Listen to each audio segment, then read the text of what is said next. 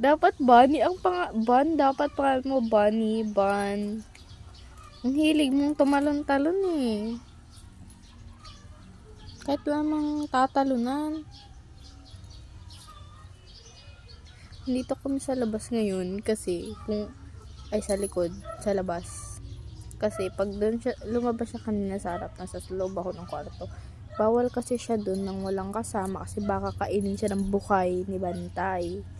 Di patay itong pusa na to, di ba? Medyo ko siya sa likod pinunta para kahit anong gawin niya dito, okay lang. Basta makita ko lang siya kung asan siya. Kaso lang, andito lang siya. Kung nasan ako nakaupo, andun lang siya. Like, andyan lang siya, ganyan.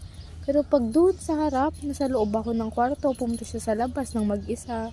Hindi ko alam kung anong trip niya doon. Umaki-akyat siya. Nilalaro ko siya. Gusto niya na umalis kanina eh. Pero baka punta na naman siya sa harap. Hindi pwede.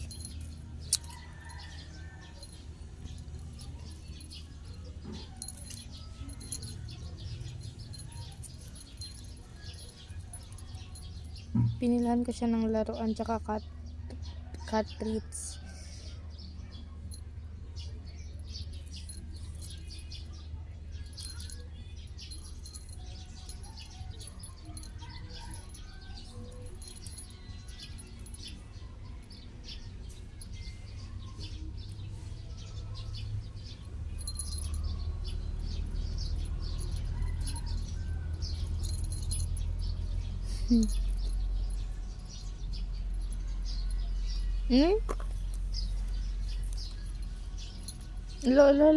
Wala na.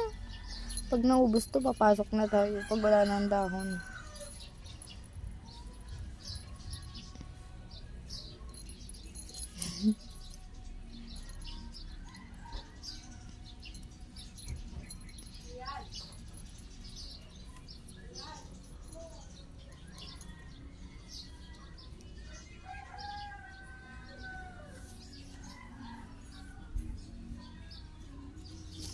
Ganda dito, mahangin. Tapos ako nakaupo dyan.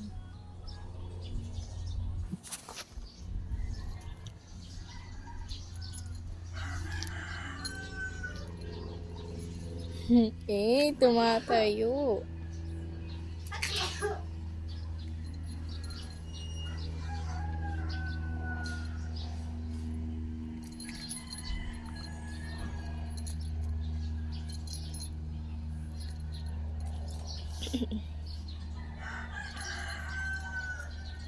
Nagugutom na to, feel ko lang. Hindi ko pa siya pinapakain, magla-lunch na. Kaya bumili ako ng treats niya para habang wala pang mapapakain. Tapos naghanap ako ng cat food na afford ko lang. Tama yung gagastos ko na doon yung allowance ko. Gastos ko na si cat food and cat treats niya.